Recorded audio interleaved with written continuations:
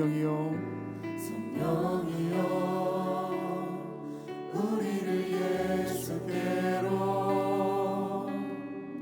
예수여 우리를 아버지께로 아버지 우리를 예수께로 예수여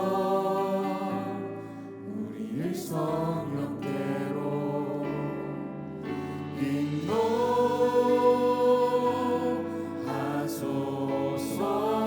인도하소서. 그 친밀한 사랑으로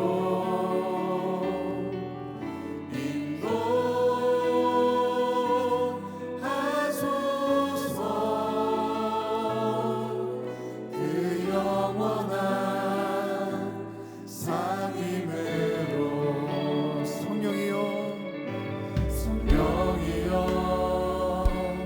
우리를 예수께로 예수여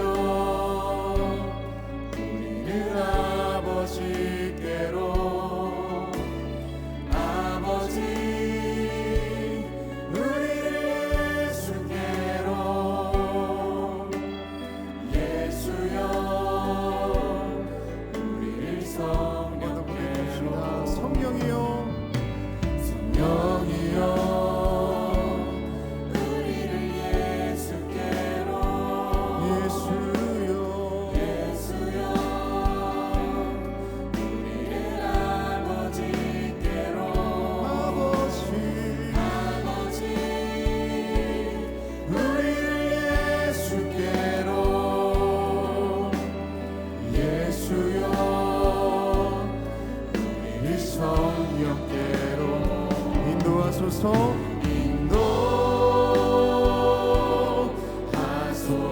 인도하소서. 그 친밀한 사랑으로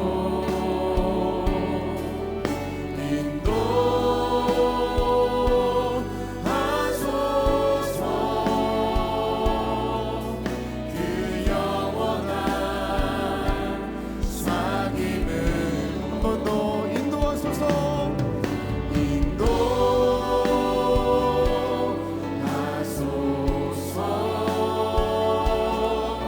그 친밀한 사랑으로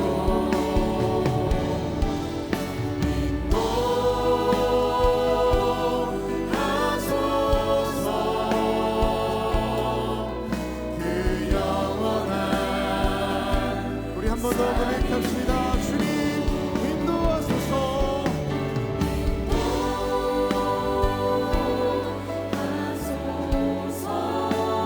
하나님 그 친밀하신 주님의 그 사랑과 그 영원한 사귐 가운데 우리가 있게 하여 주십시오. 인도하소서.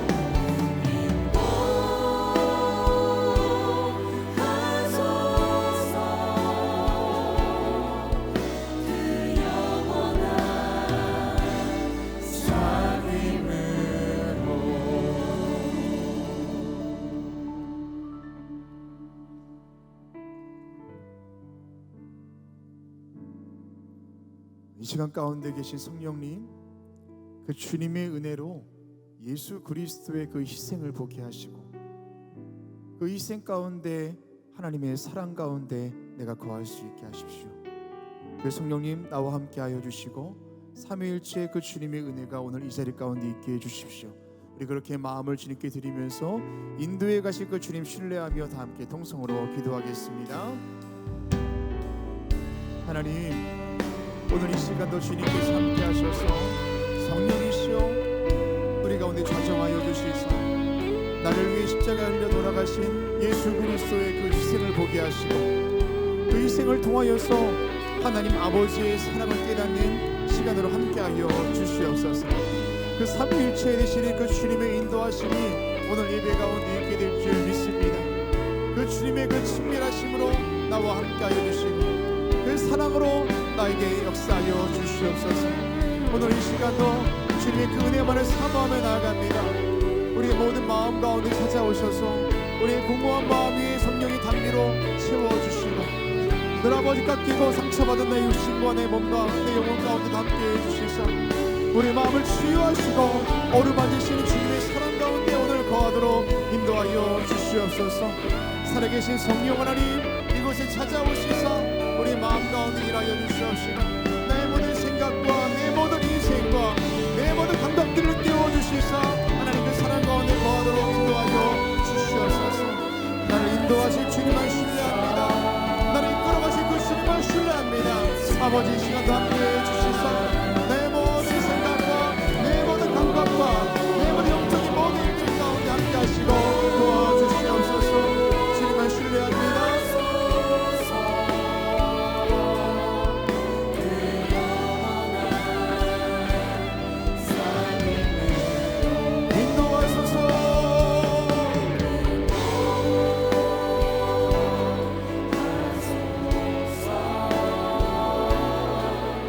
그 친밀한 사랑으로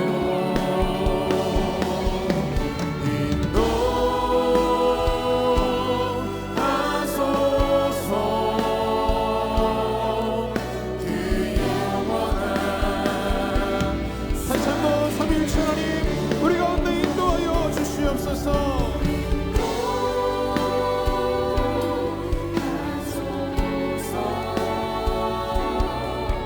그 친밀한 사랑으로 인도하소서.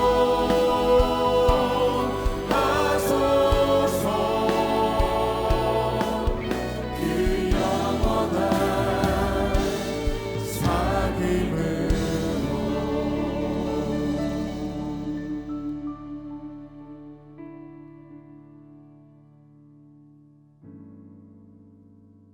오늘도 우리와 함께 하사 우리의 걸음을 하나님께로 오게 하신 것 감사를 드립니다. 오늘 예배를 통해서 살아계신 주님 경험하게 하여 주시옵소서. 오늘도 성령의 임재를 구합니다. 성령이 오셔서 우리를 예수 그리스도의 희생을 알게 하시고 그 사랑을 통해 하나님 아버지의 사랑과 하나님 아버지의 그 인도하심을 보게 하여 주시옵소서. 모든 것 주님께 맡기오며 예수 그리스도의 이름으로 기도합니다. 아멘. 할렐루야. 주일 열린 예배 오신 여러분을 주님의 이름으로 환영하고 축복합니다. 한 달 한 달이 매우 빠르게 지나가는 것 같지요. 벌써 오늘이 9월 마지막 주입니다. 오늘 예배를 통해서 우리가 세월에 끌려가는 인생이 아니라 우리에게 주어진 세월을 끌고 가는 인생으로 거듭나게 될 줄 믿습니다. 우리 옆에 있는 분과 이렇게 인사하겠습니다. 하나님이 당신과 함께 하십니다 라고 인사하시겠습니다. 하나님이 당신과 함께 하십니다. 믿으십니까? 우리 모두 자리에서 일어나셔서 사도신경을 통하여 저와 여러분의 한 신앙을 고백하겠습니다. 전능하사 천지를 만드신 하나님 아버지를 내가 믿사오며 그 외아들 우리 주 예수 그리스도를 믿사오니 이는 성령으로 잉태하사 동정녀 마리아에게 나시고 본디오 빌라도에게 고난을 받으사 십자가에 못 박혀 죽으시고 장사한 지 사흘 만에 죽은 자 가운데서 다시 살아나시며 하늘에 오르사 전능하신 하나님 우편에 앉아 계시다가 조리로서 산자와 죽은 자를 심판하러 오시리라. 성령을 믿사오며 거룩한 공예와 성도가 서로 교통하는 것과 죄를 사하여 주시는 것과 몸이 다시 사는 것과 영원히 사는 것을 믿사옵나이다. 아멘. 우리 함께 하신 주님 앞에 박수하며 예배하겠습니다.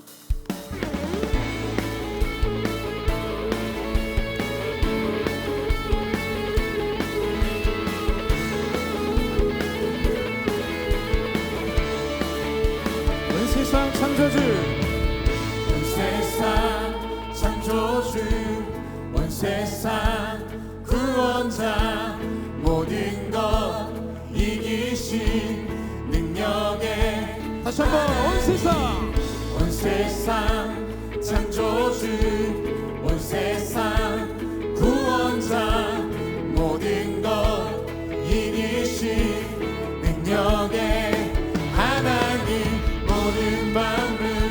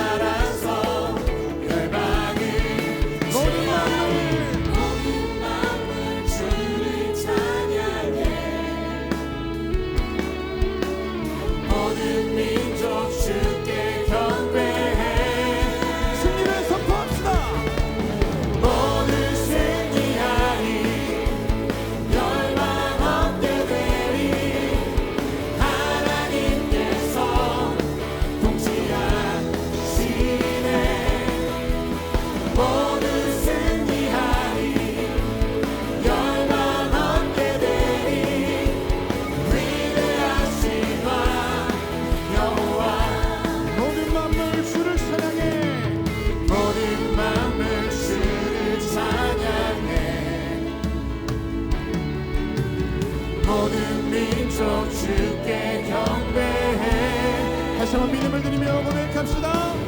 모든 마음을 주를 찬양해. 모든 민족 모든 민족 주께 경배해. 모두 승리하리. 열방 없게 되리. 하나님께서 통치하시네. 모두 승리하리. 열방 얻게 되리. 위대하신 왕 여호와. 찬양 할렐루야. 찬양 할렐루야. 찬양 할렐루야. 하나님께서 통치하시네. 찬양 할렐루야. 찬양 할렐루야. 위대하신 왕 여호와.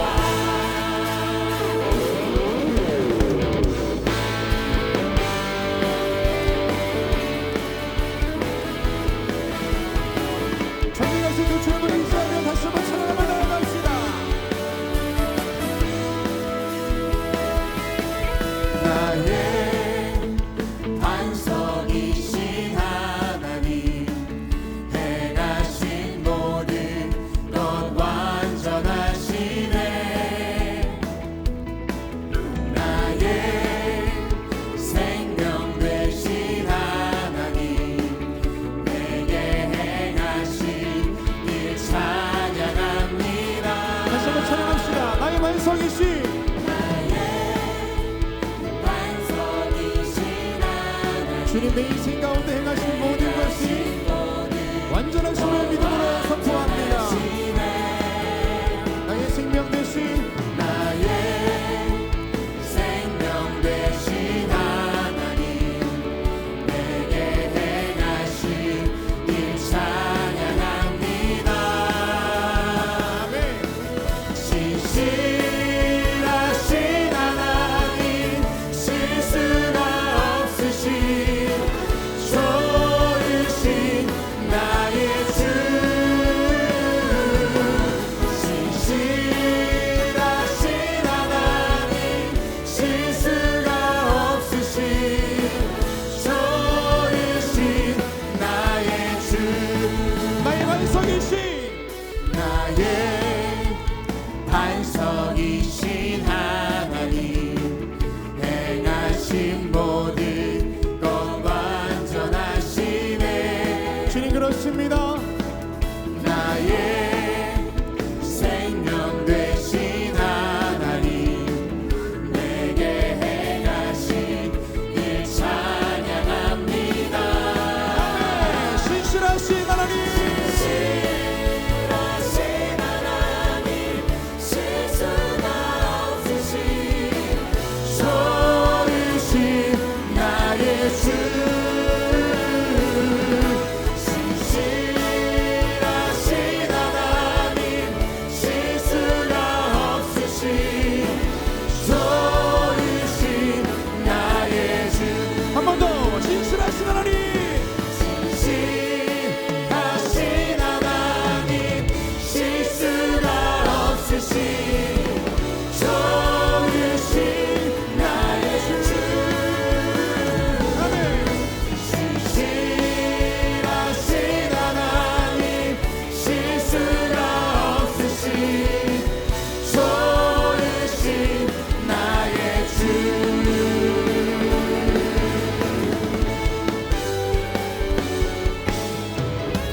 할렐루야.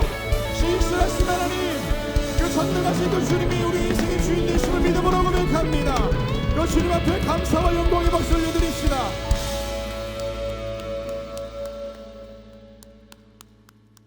할렐루야. 우리 모두 자리에 앉으시겠습니다.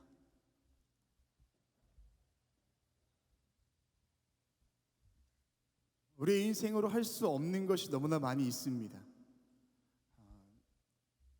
내 힘이 부족하고 내가 연약하다고 해서 낙심할 것이 아니라 그럴 때 우리 주님을 의지하는 것, 거기에 바로 하나님의 놀라운 복과 하나님의 동행이 있게 될 줄 믿습니다. 우리가 그럴 수 있는 유일한 신앙 고백이 있습니다. 하나님은 전능하시다. 하나님은 창조주이시다. 하나님이 내 인생을 주관하신다. 믿으십니까? 우리 그 믿음 드리면서 다시 한번 주님께 박수하며 나아갑시다.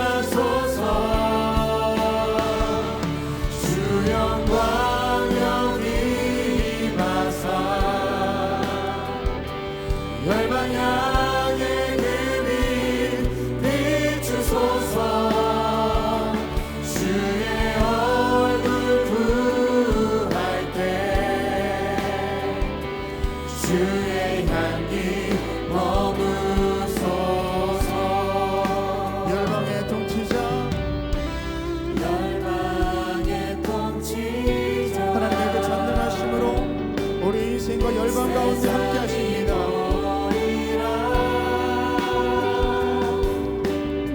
신실한 주의 약속으로 교회는 승리하리. 주 영광 여기 임하사 열방 향해 그리 비추소서. 주의 얼굴 구할 때 주의 향기 머무소. 다시 한번 믿음을 드리며 주 영광 여기 임하사. 하나님 그 영광의 빛으로 이 자리 함께 해주십시오. 비추소서. 주의 얼굴 구할 때 주의 향기 머무소서. 믿음으로 고백합시다. 주의 나라가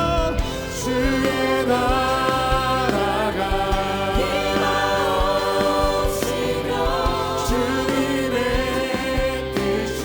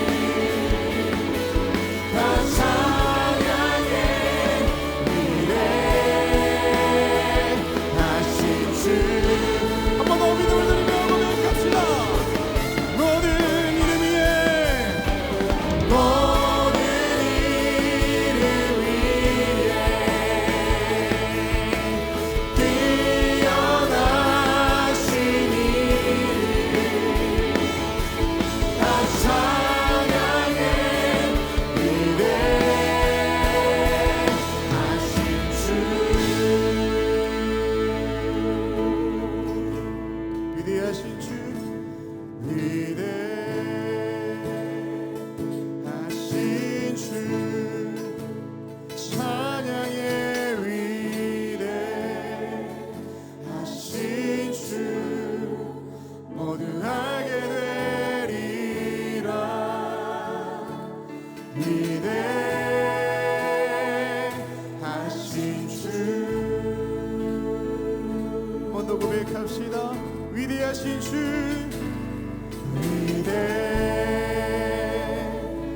위대하신 주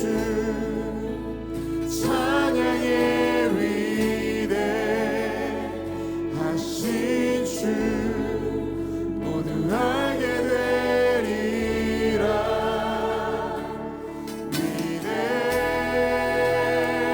위대하신 주.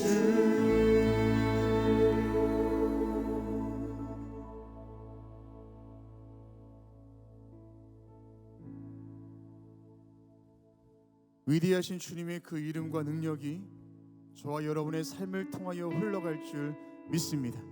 하나님, 그 믿음과 영광으로 이 자리에 임재하여 주시고 그 빛 가운데 우리가 나아갈 수 있도록 내가 그 빛에 압도되는 시간 될 수 있도록 하나님 함께해 주십시오. 닫혀있는 마음이 있다면 주님께 활짝 열고 굳어져 버린 마음이 있다면 성령께서 함께 하실 것을 신뢰하면서 우리 이 시간 잠깐 오늘 예배를 위해서 우리 그 믿음을 위해서 통성으로 기도하시겠습니다. 하나님, 오늘 이 자리에 함께하여 주시사 하나님, 주님의 위대하심과 하나님의 그 전능하심이 나의 삶을 통하여 흘러갈 수 있도록 인도하여 주시옵소서. 나는 부족하고 나는 연약하다 할지라도 나를 하나님께서 그런 통로로 쓰실 것을 내가 믿습니다. 아버지 하나님, 이 시간도 그 영광의 빛으로 이곳에 임재하여 주시사 내가 그 빛에 의지하며 나아갈 수 있게 하여 주시고 그 빛이 오늘 이 성전을 떠나서 온 열방 가운데 흘러갈 줄로 믿사오니 나에게 그 믿음 더하여 주시옵소서. 내가 연약해 있을 때에, 내가 낙심하여 주저앉아 있을 때에, 내가 포기하고 있을 때에, 내가 주저앉아 있을 그때에 나와 함께 하시며 나를 일으켜 세워주시고 굳건한 반석 위에 세워주신 하나님의 귀한 은혜 오늘 이 자리에 그 가운데 고백하여 주시옵소서. 아버지 하나님, 나의 마음이 굳어져 있진 않습니까? 내 마음의 문이 꽉 닫혀 있진 않습니까? 두드리시는 주님 앞에 내가 마음을 열게 하여 주시옵시고 굳어져 버린 마음 주님 녹여주시사 내 마음을 부드러운 마음으로 바꿔주시옵시고 인도하여 주시옵소서. 오늘 이 자리 가운데 함께 하시는 주님, 그 성령의 임재 가운데 내가 압도되게 하여 주시옵시고 내 모든 생각과 염려와 걱정과 근심과 기대와 소망까지 다 주님께 맡기며 신실하신 그 주님의 뜻과 일하심 앞에 굴복되는 시간 될 수 있도록 주님 함께하여 주시옵소서.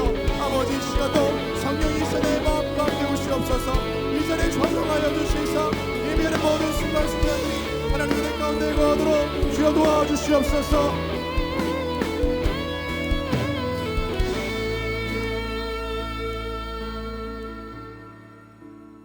한 번 더 기도하실 때 열방과 이 나라를 위해서 기도하겠습니다. 열방 가운데 주님의 은혜가 흘러갈 수 있도록 인도하여 주십시오. 전쟁 중인 나라 샬롬의 평화로 역사하시고 이 나라에 무너져 있는 모든 곳곳마다 하나님께서 함께 해달라고 기도하겠습니다. 특별히 한국 교회와 우리 교회를 위해서 기도하실 때 시대적인 사명 잘 감당할 수 있도록 늘 깨어있는 교회 또는 우리 교회 될 수 있도록 함께해 주십시오. 우리 이렇게 우리 열방과 나라를 위해서 우리 한국교회와 우리 교회를 위해서 다시 한번 통성으로 기도하겠습니다. 살아계신 주님, 우리가 함께 해주시사 우리가 중보하며 기도할 때 하나님의 일하심이 흘러갈 줄로 믿습니다. 어지러운 이 시대 가운데 주님께서 함께해 주시사 전쟁 중인 나라가 있습니다. 하루속히 포송의 소리가 멈춰질 수 있도록 인도하여 주시옵소서. 샬롬의 하나님, 그곳에 임재하여 주시사 모든 전쟁을 멈춰설 수 있도록 인도하여 주시고 주님 다스리시며 역사하시는 샬롬의 은혜, 참 평화의 은혜로 역사하여 주시옵소서.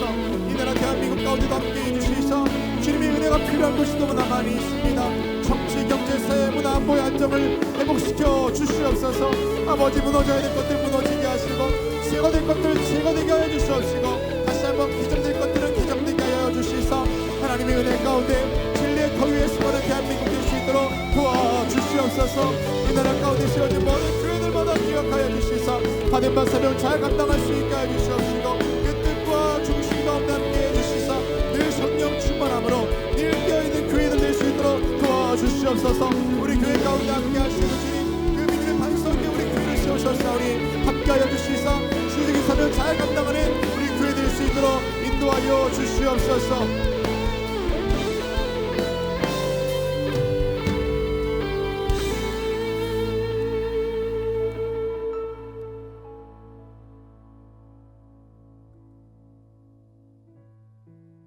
우리의 삶의 소망 되시는 주님 감사를 드립니다. 연약한 우리에게 하나님의 은혜를 더하사 주의 보혈로 씻어주시고 강하고 담대한 삶 살아갈 수 있도록 인도하여 주시옵소서. 오늘 예배가 주님의 영광 안에 있게 하사 그 안에서 주시는 주신 사명 감당하는 결단이 있게 하여 주시옵소서.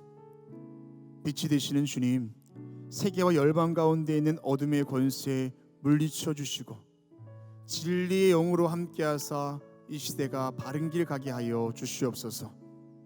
그 시대적인 사명 위에 우리 교회가 서게 하신 것 감사를 드립니다. 담임 목사님을 감리교단과 한국교회를 섬길 감독회장으로 세우셨사오니 귀하게 쓰임 받으실 수 있도록 지혜와 능력을 더하여 주시고 함께 그 일 감당하는 광림재단 될 수 있도록 인도하여 주시옵소서. 오늘도 담임 목사님의 음성을 통하여 선한 목자이신 주님 음성 듣기를 원합니다.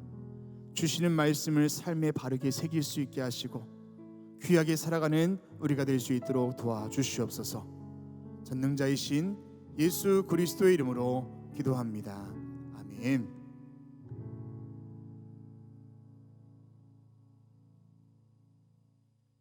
오늘 성경 말씀은 빌립보서 2장 12절에서 16절까지입니다. 그러므로 나의 사랑하는 자들아, 너희가 나 있을 때뿐 아니라 더욱 지금 나 없을 때에도 항상 복종하여 두렵고 떨림으로 너희 구원을 이루라.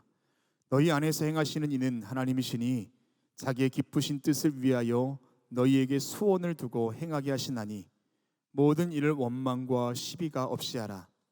이는 너희가 힘이 없고 순전하여 어그러지고 거스르는 세대 가운데서 하나님의 흠없는 자녀로 세상에서 그들 가운데 빛들로 나타내며 생명의 말씀을 밝혀 나의 다름질이 헛되지 아니하고 수고도 헛되지 아니하므로 그리스도의 날에 내가 자랑할 것이 있게 하려 함이라. 아멘.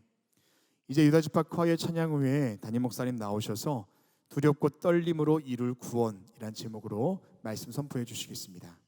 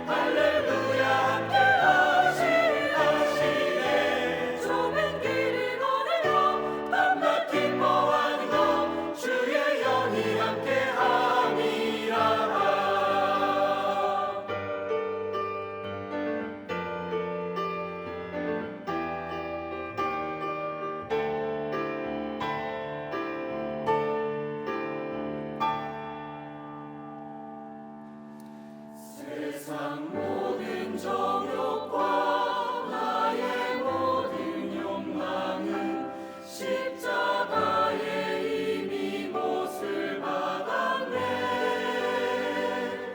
모든 맘이 지나고 무거운 짐 벗으니 주의 영이 함께함이라. 성령이 계시네. 할렐루야 함께하시네. 좁은 길을 걸으며 밤낮 기뻐하는 것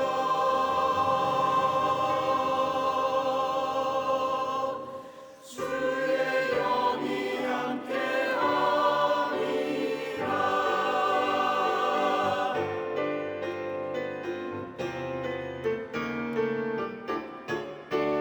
성령이 계시네. 할렐루야 함께하시네. 성령이 계시네. 할렐루야 함께하시네. 좁은 길을 걸으며 밤낮 기뻐하는 것 주의 영이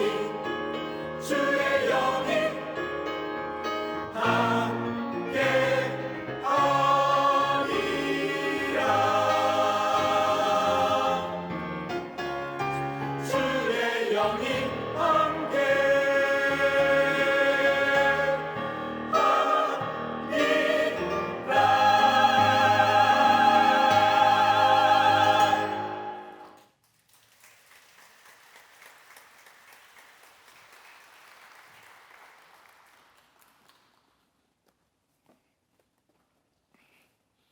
리더 지파의 귀한 찬양에 감사합니다. 고맙습니다.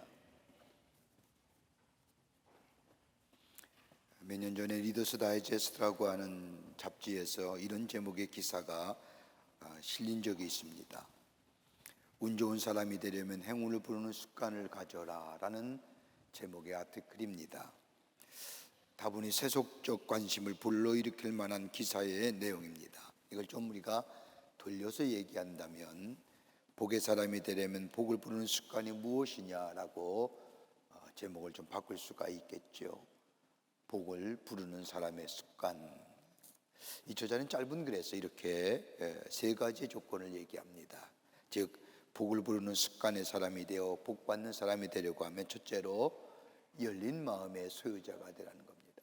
마음이 좀 열려진 사람들, 자기의 집착과 아집을 버리고 새로운 가치관, 새로운 인생, 새로운 세계관을 받아들일 수 있는 사람, 내가 지금껏 살아온 것이나 내가 생각하는 것 외에 더 넓은 세계와 보다 높은 것이 있다는 것을 믿고 수용할 수 있는 마음이 있는 사람, 이제 복을 불러오는 사람이고 복을 부르는 습관이라는 겁니다.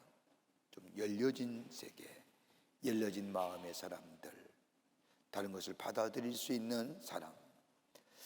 두 번째는 이렇게 얘기합니다. 자족함을 즐기라는 겁니다. 끝도 없는 욕망에 사로잡히지 말고 형편이 조금 나아지면 그것을 행복으로 알라는 겁니다. 성경의 말씀대로 바꿔서 얘기하면 자족할 수 있는 마음, 만족할 수 있는 마음 가지라는 겁니다. 여러분, 운동장에서 이렇게 경기하는 사람들의 모습을 보면 선의의 경쟁을 하지만 언제나 승자에게는 금메달과 더불어 영광이 됩니다. 그런데 여러분, 메달은 3개밖에 없잖아요. 금메달, 은메달, 동메달. 이 3개의 메달을 맨 사람 가운데 가장 행복한 사람이 누구일까요? 네, 금메달이라고 생각하시겠지만 금메달 행복한 사람이 아니라는 겁니다. 통계에 의하면 동메달을 딴 사람이 가장 행복하다라는 겁니다. 행복의 지수가 높더라는 겁니다. 왜냐하면 실력으로는 메달권에 진입할 수 없었는데 동메달을 목에 걸다 보니 이게 웬 떡이야? 이게 어디야? 이만하면 충분하지? 라는 자족하는 마음이 있기에 가장 행복의 지수가 높다는 겁니다. 그렇다고 한다면 제일 불행한 사람은 다름 아닌 은메달을 딴 사람이랍니다. 조금만 더 잘했으면 금메달을 딸 수 있을 터인데 라는 마음에 행복의 지수가 떨어지다는 겁니다. 금메달을 목에 건 사람 좋을 것 같지만, 은메달을 목에 건 사람보다 낫지만 동메달을 딴 사람보다 행복의 지수가 높지 않더라는 겁니다. 왜 그럴까요? 기록을 좀 더 세울 걸. 여러분, 자족할 수 있는 마음, 만족할 수 있는 마음은 쉽지 않은 마음이지만, 여러분,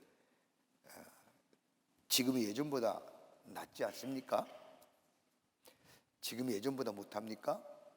나을 겁니다. 그렇다면 지금의 자리에 만족할 수 있을 때에 행복을 부르는 습관의 사람이 될 수 있다는 겁니다.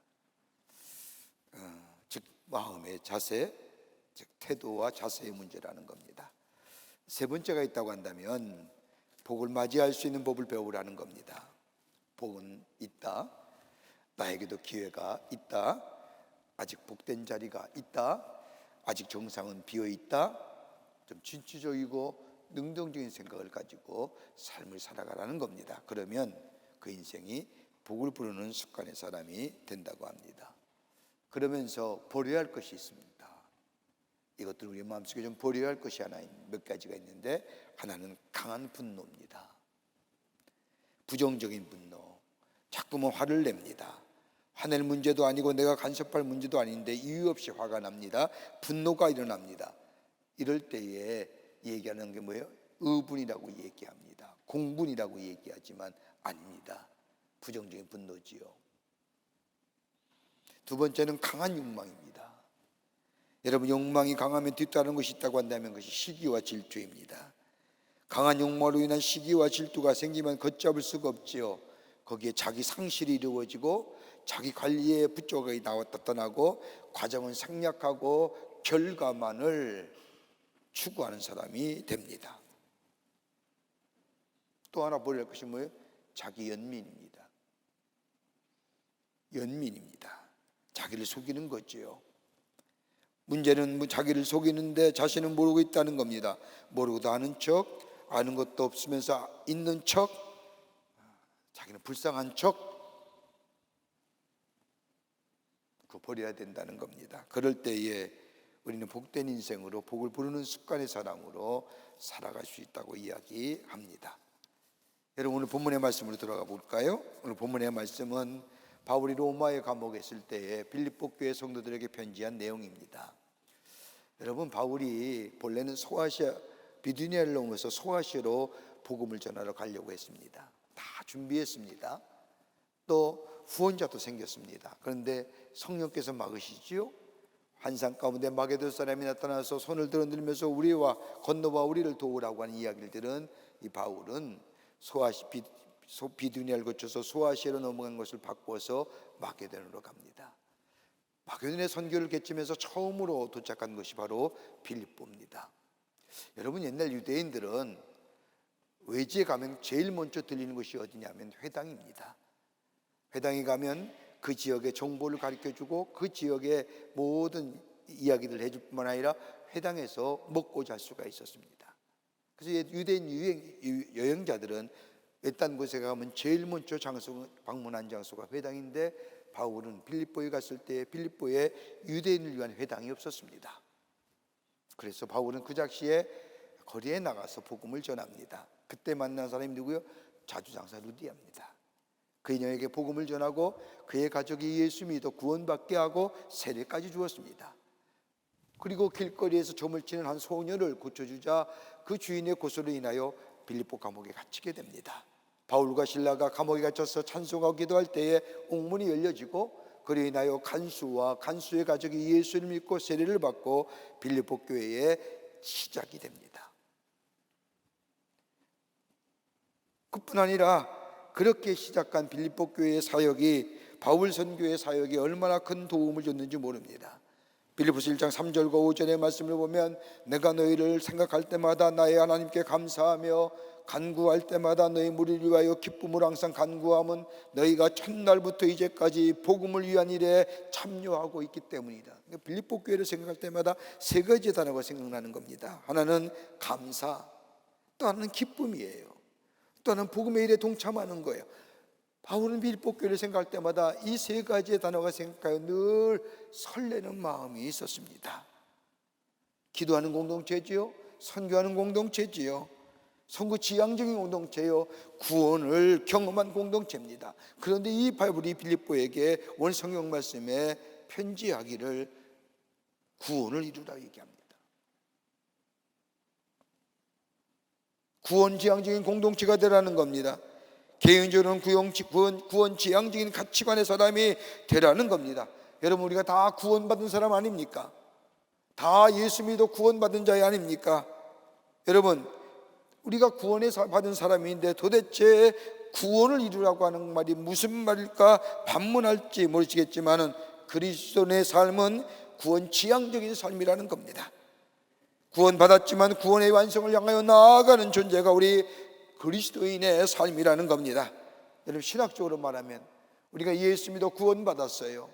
예수 믿고 구원받는 순간 우리는 어떻게 돼요? 의롭다 여기시잖아요. 이걸 가리켜서 칭의라고 얘기합니다. 여러분, 우리가 칭의함을 받았어요. 이것을 진 것이 아니라 내 안에 성령이 계시어 나의 삶을 이끌어 가십니다. 그리고 기도와 말씀 가운데 주님을 만나는 깊은 영적인 교제함이 있습니다. 하나님의 뜻을 압니다. 주의 음성을 듣습니다.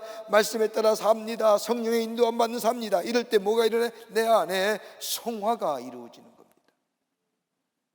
그리고 내 이 삶이 지속되어 주님 앞에 갈 때까지 지속될 때에 하나님 앞에 섰을 때 내 삶이 영화로운 존재의 삶이 됩니다.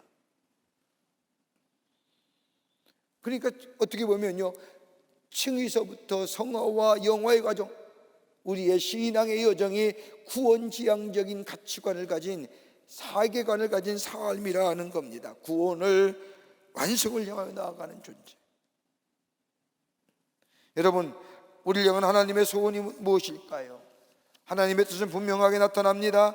데살로니가전서 5장 16절과 17절과 18절의 말씀을 보면 항상 기뻐하라, 쉬지 말고 기도하라, 범사에 감사하라, 이것이 그리스도 예수 안에서 너희를 향한 하나님의 뜻이라. 하나님의 뜻 여기입니다. 항상 기뻐하는 거예요. 쉬지 말고 기도하는 거예요. 범사에 감사하는 거예요. 그렇다고 한다면 하나님의 소원이 뭘까요? 여러분, 하나님의 소원에는 두 가지의 의미가 있습니다. 하나는 결정적 의지로서의 하나님의 소원입니다.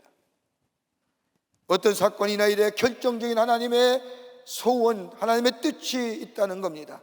하나님의 행하시고자 하는 일, 하나님의 능력, 하나님의 하나님께서 하시고자 하는 하나님의 의지적인 일들, 이거는 불변함이요, 불강력적이요, 의도적이요, 무조건적이요, 포괄적인 겁니다. 또 하나의 의미가 있다면 소원적 의지로서의 하나님의 소원입니다.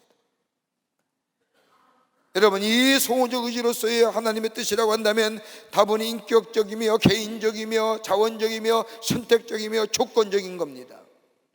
하나님의 소원적 의지가 담겨져 있다. 몇 주 전에 우리 권사님 한 분께서 손녀딸을 데리고 저한테 찾아와서, 목사님, 우리 손녀인데요, 기도 좀 해주세요. 그래서 이름을 보았어요. 이름을 물었어요. 이름을 알아야 뭐 이름을 부르면서 기도할 것 같아서 이름이 뭐예요? 그랬더니 권사님 하는 말씀이 하은이에요. 그래서 하은이가 뭐예요? 그랬더니 권사님이 설명하는 거예요. 하나님의 은혜로 우리 가정에 준 선물.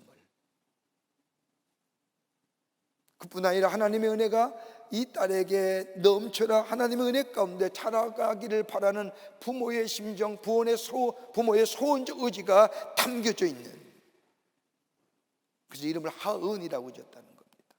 요즘 이쁜 이들이 참 많더라고요. 의미 있는 이름이 나름대로. 부모의 소원적 의지가 담겨져 있는 거예요. 그 아이에게, 그 아이의 이름 속에. 여러분, 인간 누구에게나 다 소원이 있습니다. 우리 하나님도 우리를 향한 소원적 의지를 갖고 계십니다.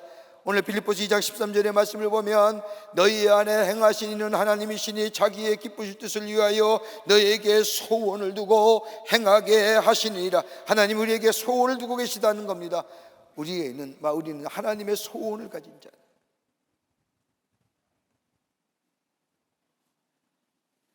그리스도인을 말할 때 여러 가지 많은 말로 정의할 수 있을 겁니다. 예수께 속한 사람, 하나님 나라의 백성, 하나님 나라의 권세를 가진 자, 그보다 더 원초적 정의가 있다고 한다면 구원받은 사람, 매일매일 구원을 경험하는 인생. 어제도 구원받았고 오늘도 구원받았고 내일도 구원받을 것이다. 이럴 때에 내 삶 속에 심령이 새로워지고 자세가 달라지고 태도가 달라지고. 여러분 가끔 이렇게 예배를 드리다 보면 처음 오신 분들 가끔 봐요. 제가 어디가 어떻게 알겠어요? 처음 오신 분과 안 오신 분을. 근데 예배 태도 보면 알 수 있어요. 여러분 처음으로 구원받기 전에 권유로 교회에 나와서 예배 드리면 이 예배가 얼마나 지루한지 아세요? 여러분은 그렇게 안 느끼실 거예요. 처음 오신 분에게는 예배라는 것이 얼마나 지루한 것인지 몰라요. 그래서 팔짱도 껴보고 눈도 감아보고 발도 꼬아보고 신문도 보고 별별 일을 그 1시간 동안 다 해요. 눈에 보여요. 그런데 구원받았어요. 예수를 만났어요. 예수가 나의 삶의 주인임을 고백하고 예수와 동행하는 삶이 살아요. 그러면 예배가요 진지하게 드려요. 집중하게 돼요. 그보다 좀 더 깊은 차원에서 구원을 감격하고 하나님을 만나고 예수의 음성을 듣고 예수와 동행하는 삶이고, 그러면요 예배를 뭐가요? 사모하게 되는 거예요. 그 태도가 달라지는 거예요. 연인끼리 와도요 구원받지 못한 연인은요 만지작거려요. 계속해서 만지작거려요. 그래도 예배 구원받은 하나님의 사람들 연인 오면요 그래도 예배만은 잘 드려요. 정말로 구원을 체험한 가정들은요 예배를 사모하게 돼요. 구원 지향적인 사람. 바울은 오늘 일복교회를 향하여 구원을 이루라라고 얘기하면서 너희가 구원을 이루어 그리스도의 날에 자랑거리가 되게 하리라. 여러분 어떻게 우리의 삶 속에 구원을 이루며 자랑거리가 되는 하나님의 백성의 삶으로 살아갈 수 있을까요? 그리스도의 날에 자랑거리가 되게 하라는.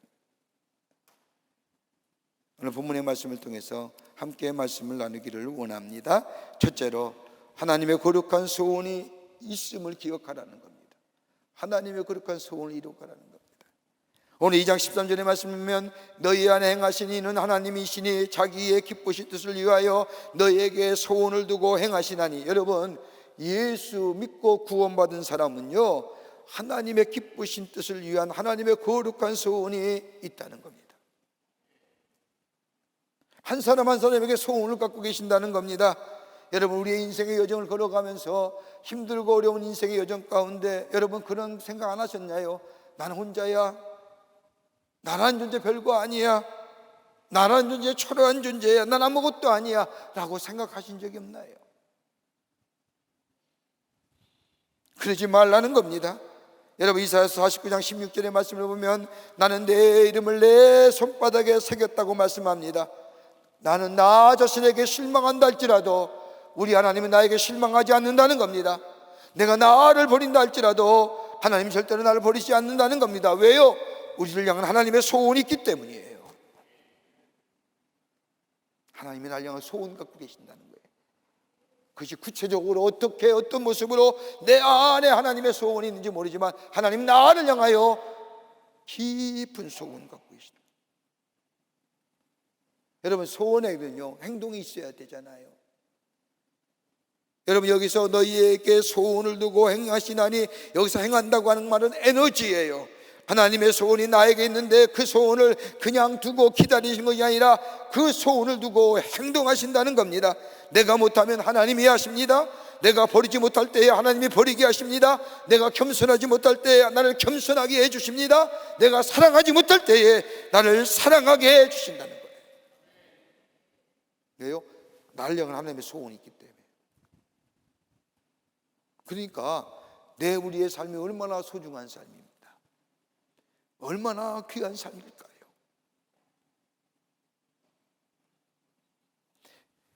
여러분 아인슈타인이라고 하는 여러분 잘 아는 학자 있잖아요. 상대성 이론을 발견한.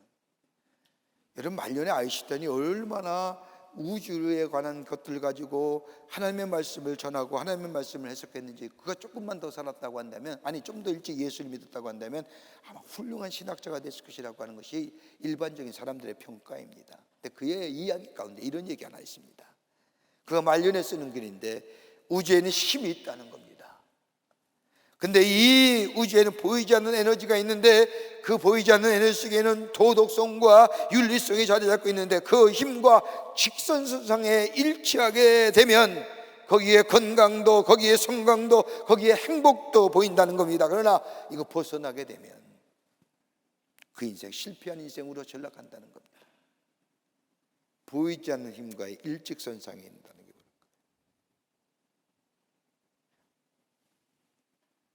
하나님 우리에게 소원을 갖고 계십니다. 그러기에 우리는 얼마나 소중한 존재인지요. 매일매일 영적으로 깨어있는 자, 매일매일 하나님의 말씀 속에 거하는 자, 그리고 주님과 동행하며 살아가는 자. 여러분, 깨어있을 때 하나님이 우리의 삶 속에 이루시고자 하는 하나님의 거룩한 소원이 발견되고, 그로 인하여 우리의 인생이 보다 나은 인생, 갇힌 인생으로 살아갈 뿐만 아니라 하나님의 나라에 그 거룩한 소원을 바라보며 나아가는 삶이 될 때 저 그리스도의 나라의 자랑거리가 되게 하신다. 두 번째는 구원을 이루가라는 겁니다. 하나님의 기쁘신 소원은 다름이 아니라 구원인데, 그 거룩한 소원인 구원을 이루라는 겁니다.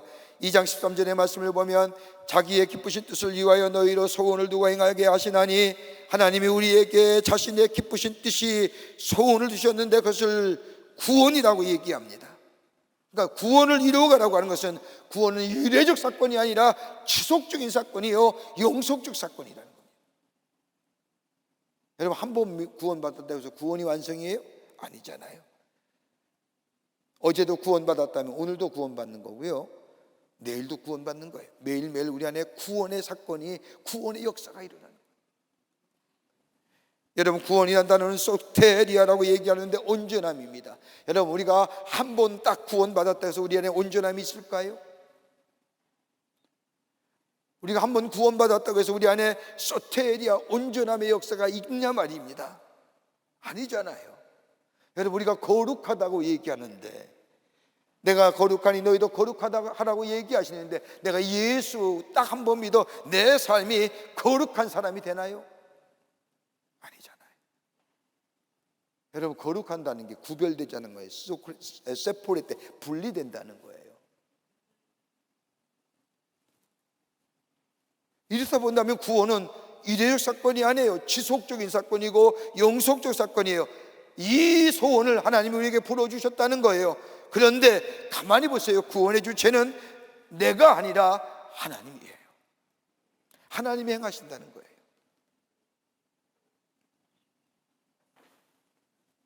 우리 하나님, 우리의 삶이 하나님이 기뻐하시는 삶으로 살아가기를 원하신다는 겁니다.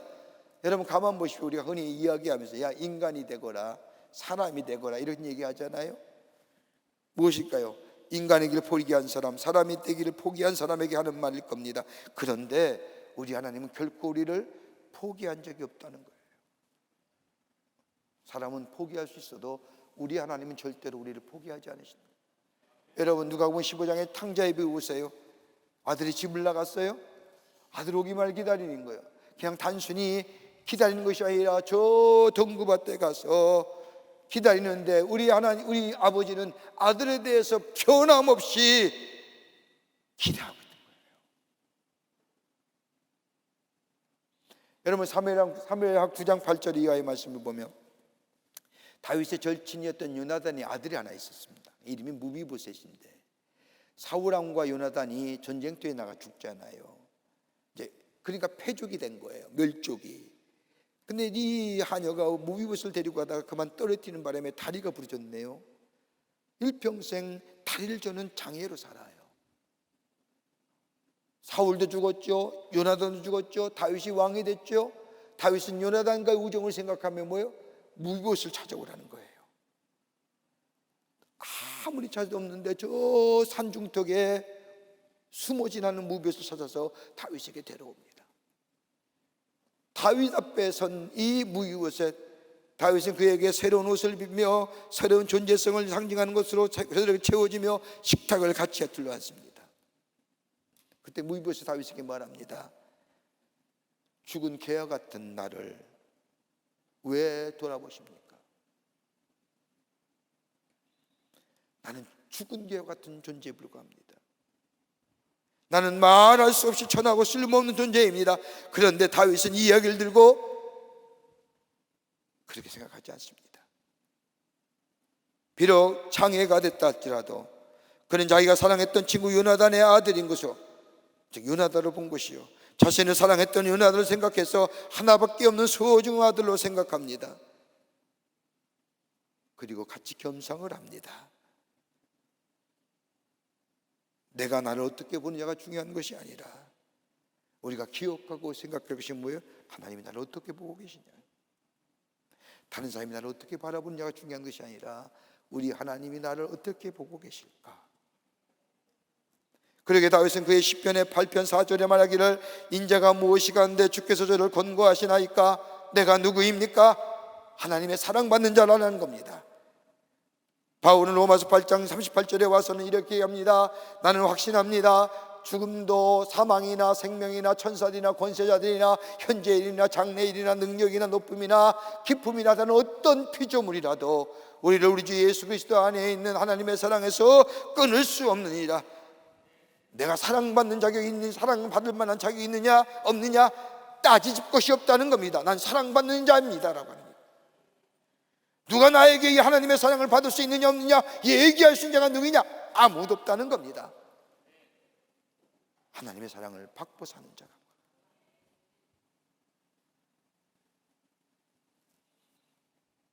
그러면서 얘기합니다. 이런 거룩하고 기쁘신 하나님의 손을 누가 이뤄가느냐? 분명히 얘기합니다. 너희 안에 행하신 이는 하나님이시니. 여러분, 우리 구원의 주체는 내가 아니라 뭐요? 하나님이시라는 거예요. 내가 구원의 주체가 아니라 하나님이 구원의 주체입니다. 그 구원 어떻게 해요? 소원을 두고 행하신다는 겁니다. 행한다는 말은 에네르게인이라고 얘기하는 헬라어인데 이건 뭐예요? 에너지의 원천입니다. 하나님이 우리를 향하여 구원을 이루가시기에 열심히 애쓰고 노력한 거예요. 깨닫게 하시고 결단케 하시는 거예요. 여러분, 인간이 깨닫는 게 쉬워요? 결단한다는 게 쉬워요? 여러분, 깨닫고 결단은 좀처럼 쉬운 게 아니에요. 그뿐 아니라 내가 못하는 것을 하나님이 하시고, 내가 버리지 못하는 것을 하나님이 버리게 하시고, 내가 사랑하지 못하는 것을 사랑하게 하시고, 내가 겸손하지 못하는 것을 겸손케 하십니다. 뭐요? 하나님의 강력한 에너지를 가지고 하나님을 향한 거룩한 손, 뭐요? 구원의 완성을 위해서.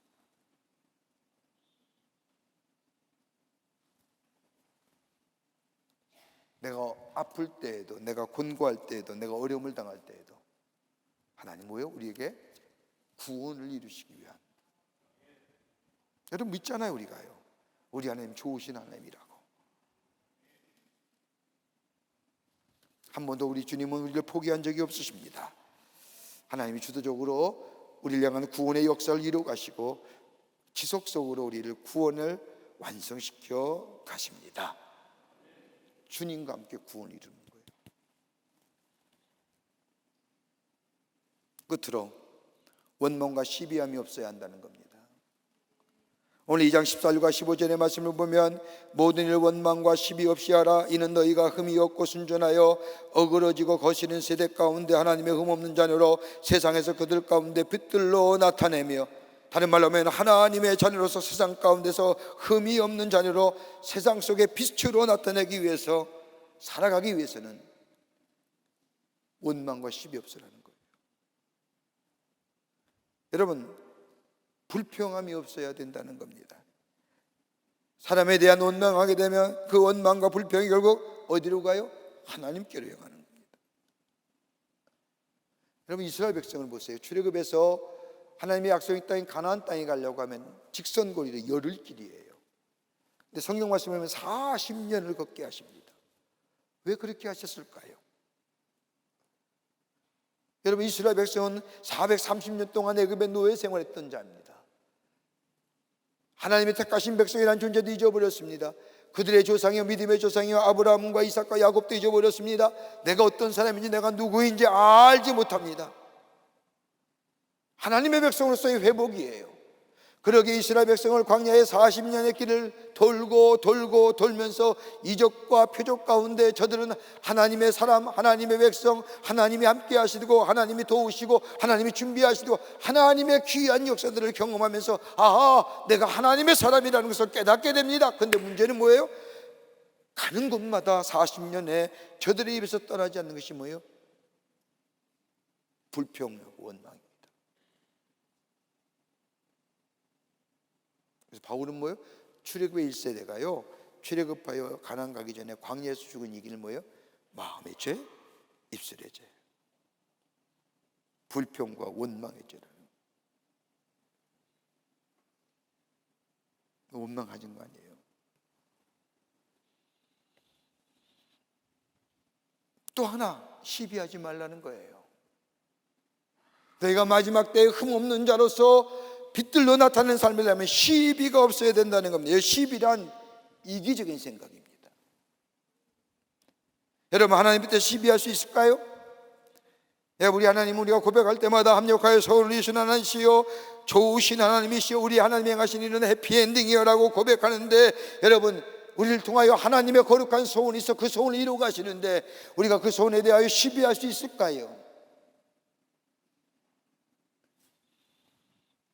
여러분, 예수님께서 예루살렘에 올라갈 즈음에 예수님께 십자가를 지시기 위해서 예루살렘에 올라간다니까 제자들은 십자가를 잊어버리고 예루살렘에 올라간다는 그 사실 하나 가지고 그 안에서 시비가 벌어집니다. 예수님이 예루살렘에 올라가면 누가 좌편에 앉을까? 누가 우편에 앉을까? 시비가 벌어졌습니다. 여러분, 시비의 중심에는 다분히 이기적입니다. 나를 먼저 생각하는 마음입니다. 나를 생각하는 마음, 내가 먼저 아니기에 시비 거는 거예요. 그러한 제자들에게 예수님 묻지 않습니까? 나의 마시는 잔을 너희가 마실 수 있겠느냐? 내가 마시려 하는 잔을 너희가 마실 수 있겠느냐? 그때 누가 제일 먼저 얘기하는 줄 아세요? 야고보가 얘기합니다. 예, 마실 수 있습니다. 그래야만이죠. 예루살렘에 올라갈 때 예수님 같이 올라가서 자리 하나 찾을 줄 알고 대답했습니다. 근데 어떻게 됐어요? 제일 먼저 순교합니다. 네, 마실 수 있습니다 라는 고백이 그로 하여금 첫 번째 예수님 가운데, 제자 가운데 첫 번째 순교자가 됩니다.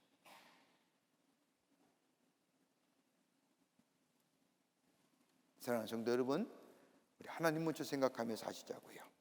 나를 새롭게 하시고 나를 새로운 존재로 삼으시고 내게 사명 주시고 나를 하여금 하나님의 소원을 주시어 그 뜻을 이루어가고 나로 하여금 이 어두운 세상에서 구별된 사람으로 빛이 되게 하시어 하나님의 뜻을 나타내고자 하는 하나님의 소원을 가진 자. 우리의 삶이 얼마나 소중해요? 하찮은 삶이 아니라는 거예요. 창조주신 하나님이 우리에게 소원을 갖고 계시다는 거예요. 그리고 그것과 더불어 우리에게 구원을 이루어가게 하시는, 그 안에 원망과 시비 없이 하나님의 구원을 이루어가게 될 때 마지막 때 뭐요? 빛된 자녀로, 존귀한 자로 하나님이 세워주시고 그리스도의 날에 자랑이 되게 하신다는 겁니다. 이런 믿음의 귀한 역사들을 이루어가시는 예수님의 자랑거리가 된다면 얼마나 좋을까요? 야, 나 쟤 알아. 쟤는 내 귀한 아들과 딸이야. 내가 제일 잘 알아. 들을 수만 있다고 한다. 이것만큼 좋은 일이 어디 있을까요? 이게 그리스도의 날에 주님의 날 알아주시고 날 인정해 주시는 그리스도의 날의 자랑거리가 아닐까요? 이런 믿음의 경주를 해가시는 여러분과 저와 되시기를 주의 이름으로 축원합니다. 하나님 감사합니다. 저희들 주께 사랑해 주셔서 하나님의 자녀 삼으심에 감사합니다. 저희들의 삶이 그리스도의 날의 자랑거리가 되게 하여 주시옵소서. 하나님의 거룩한 소원이 우리 가운데 있습니다. 구원을 이루게 하시고 그리고 원망과 시비 없이 주의 주신 사명을 감당하는 저희가 되게 하여 주셔서 빛과 같이 어둠을 밝히며 그리스도의 날에 하나님의 자랑거리가 될 수 있는 저희들 되게 하여 주시옵소서. 성령이 도우시고 인도해 주실 줄 믿으며 예수님의 이름으로 기도하옵나이다. 아멘. 오늘 우리 교회 처음 나오신 분이 계시면 축복하고 환영하겠습니다.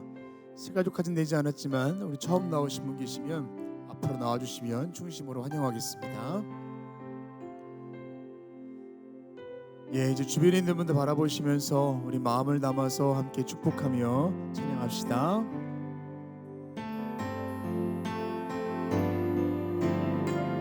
당신은 사랑받기 위해 태어난 사람, 그런 존재이십니다. 받고 있지요. 당신은 사랑받기 위해 태어난 사람, 지금도 그 사랑 받고 있지요. 우리 서로 사랑의 박수, 격려와 응원의 박수 보내주십시오. 교회 소식 몇 가지 알려드립니다.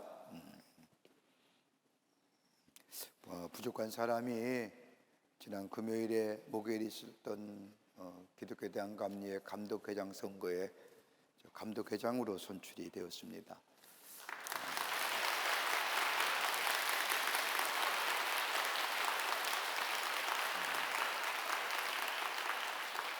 우리 감리교회가 약 6,300개 교회가 있고 감리교 성도가 약 120만 성도입니다. 우리 광림교회가 부족한 사람이 감리교회 전체를 책임지는 자로 세움을 받았습니다. 참 무거운데 먼저는 하나님 앞에 영광을 돌리고 저를 이렇게 세워주신 것은 여러분의 기도였습니다. 제가 광림교회 온 지 10살 때 왔거든요. 10살 때요. 10년 전이 아니라 10살 때 제가 광림교회에 살면서 딱 10년만 제가 미국에 공부하러 유학 갈 때와 강화에 가서 목회할 때 그 10년의 세월을 빼고는 제가 평생을 광림교회에서 살았습니다. 이만큼 저를 세워주시고 만들어주신 분은 먼저는 하나님의 은혜지만 우리 교회의 성도님 여러분이었습니다. 여러분의 사랑이 저를 여기까지 오게 했습니다. 이번 기회에 하나님께서 기회 주셔서 우리 감리교회를 대표하는 자가 됐는데, 여러분 그만큼 제가 중요한 것이 아니라 우리 교회가 우리 감리교회와 한국교회를 위해 쓰임받는 기회입니다. 참 교회가 어렵거든요. 도전의 시대지요. 여러 가지 많은 말로 지금의 시대를 얘기하지요. 쓰리 포스트라고 해서 포스트 코비디, 포스트 모더니즘, 포스트 크리스텐덤, 그러면서 여러 가지 많은 말로 정의하는 기독교의 도전의 시기입니다. 하나님 우리 교회를 통하여 부족한 사람을 통하여 이 땅에 새로운 복음의 역사를 놓아가기 위한 기회라고 생각을 하면서 하나님 앞에 순종하는 마음으로 기도하는 마음으로 받았습니다. 함께 더불어 새로운 미래를 열어가는 우리 광림교회가 되기를 간절히 소망합니다. 저희 아버님, 저희 부친이께서 감독회장 때가 21대입니다. 제가 30대입니다.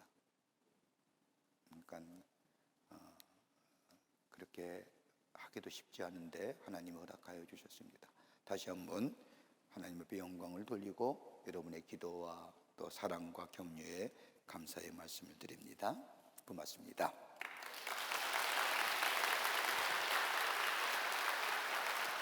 제6회 광림 전교인 한마음 등산대가 10월 9일 수요일에 비전랜드에서 있습니다. 여러분 다 오셔서 우리 비전랜드를 돌아보고 또 함께 그리스도 안에서 교제를 등산도 하고 좋은 시간, 또 그리스도 안에서의 교제가 있는 시간 되시기를 바랍니다. 여러분 많이들 등록하셔서 함께 더불어 좋은 시간 보내기를 원합니다.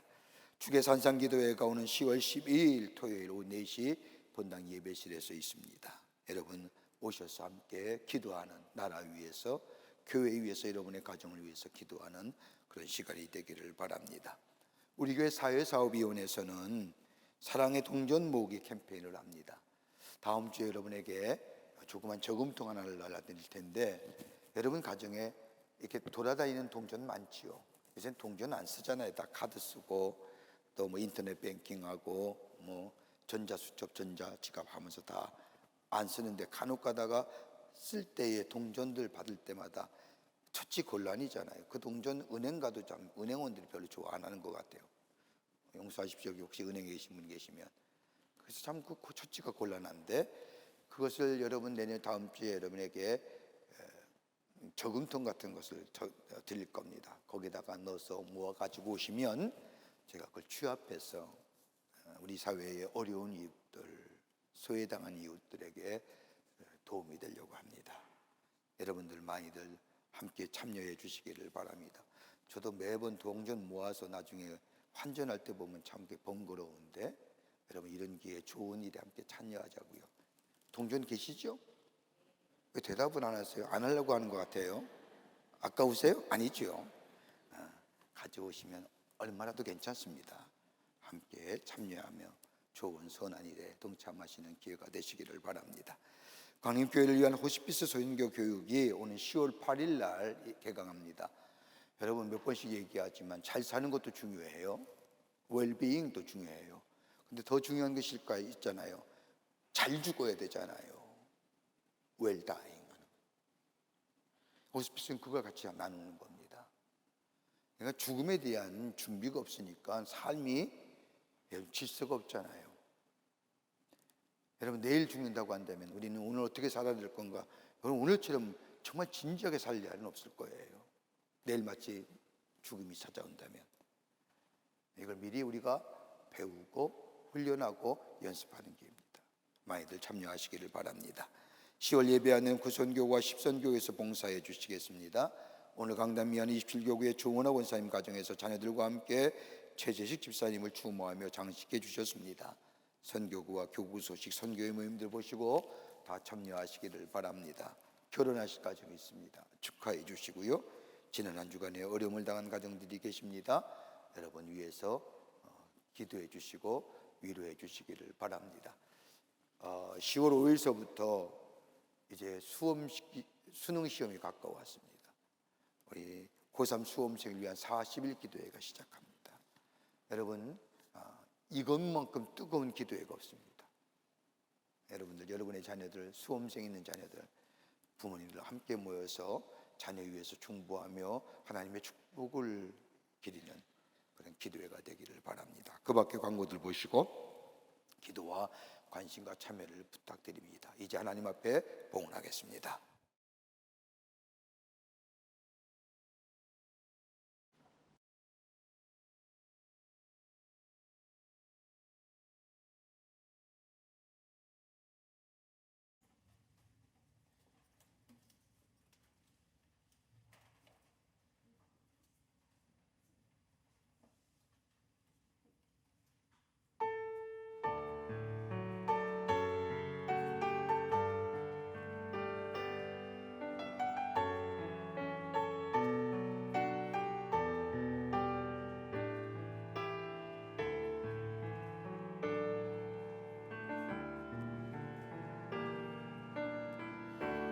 나의 약함이 주 앞에 온전히 드러나고 나의 약함을 주 앞에 겸손히 아뢰 때 주의 능력으로 강하게 되리 그 약함까지도 빛나게 되리 주의 능력으로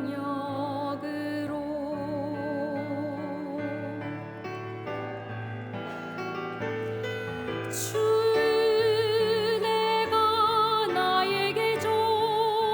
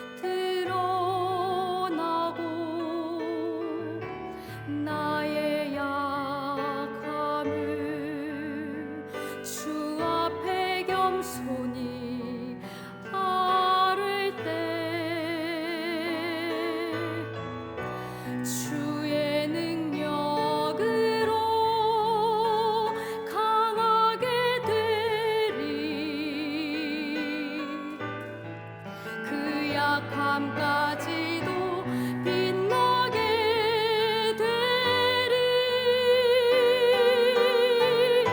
주의 능력으로 주의 은혜가 나에게 족하네.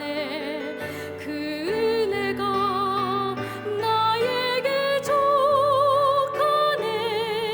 이는 주의 능력이 약한 데서 온전하여짐이라.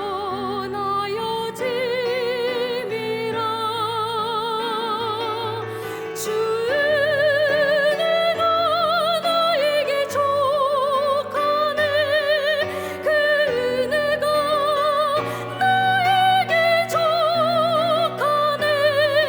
나를 강하게 하시는 주님 찬양합니다. 나를 강하게 하시는 주님 찬양합니다.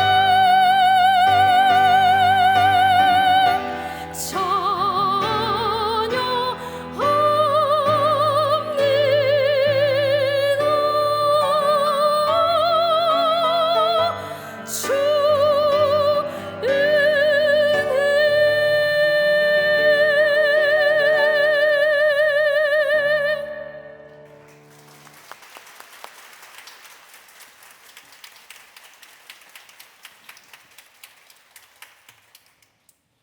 거룩한 주의 날, 저희들의 걸음을 하나님의 귀한 전에 오게 하여 주시고 우리의 마음과 정성을 모아 하나님 앞에 예배하게 하심에 감사를 드립니다. 우리 예배를 기쁘게 받으시고 하늘문을 여시사 하늘의 놀라운 은혜와 하늘의 축복이 임하는 이 시간 되게 하여 주시옵소서. 하나님 앞에 예배하며 귀한 힘을 성별하여 하나님 앞에 봉헌합니다. 저희들의 믿음과 정성을 주께 드리오니 받아주시고 하나님 나라 귀하게 쓰임받는 예물 되게 하여 주시며 이 예물이 쓰일 때마다 주의 복음이 널리 증거되어 주께로 돌아오는 자가 많아지며 하나님 나라가 세워지는 데 쓰임받는 귀한 예물 되게 하여 주시옵소서. 드린 손길마다 축복해 주시되 저들의 기업과 가정과 하늘마다 풍성한 열매가 맺어져 하나님의 살아계심을 증거하는 당신의 거룩한 백성들이라 되게 하여 주시옵소서. 아버지 하나님 간절히 기도합니다. 이 나라 이 백성을 긍휼히 여겨주시고 하나님의 도우심과 인도하심 이 땅에 넘치게 하여 주시옵소서. 아버지 죄와 어둠의 것들은 물러가게 하여 주시며 의와 아버지 빛의 역사만이 나타난 이 나라 이 백성 되게 하여 주시옵소서. 정치, 경제, 사회, 문화, 교육, 안보 모든 분야에 하나님의 공의와 정의가 아버지 빛같이 드러나게 하여 주시옵소서. 저 북녘에 우리의 사랑하는 동포들 긍휼히 여겨주시고 저 땅에 속히 자유의 땅이 되게 하여 주시며 사랑하는 동포들 구원의 역사 있게 도와주시되 복음으로 안에 되는 역사가 나타나게 도와주시옵소서. 지구촌 곳곳에 일어나는 전쟁과 재해와 그 밖에 단음과 다툼을 인하여 어려움 당한 이들 하나님께서 기억하여 주시고 위로하여 주시고 치유하여 주시고 회복의 역사가 일어나 아버지 샬롬의 지구촌이 되어질 수 있도록 역사하여 주시옵소서. 이 시간에도 나라 위에 수고한 우리의 장병들 건강과 안전을 지켜주시고 저들의 수고가 되지 않도록 이 땅의 자유와 평화와 안보가 지켜지게 도와주시옵소서. 우리의 삶이 그리스도의 날에 자랑거리가 되는 삶, 하나님을 높이며 많은 사람들에게 하나님의 살아계심을 증거하는 삶으로 삼아 주시옵기를 원하오면서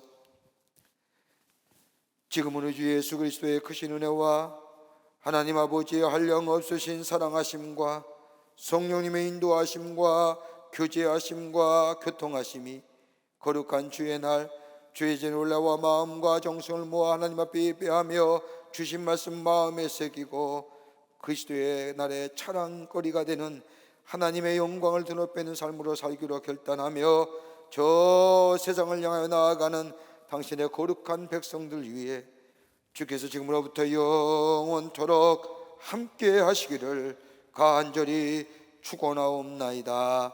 아멘. 하나님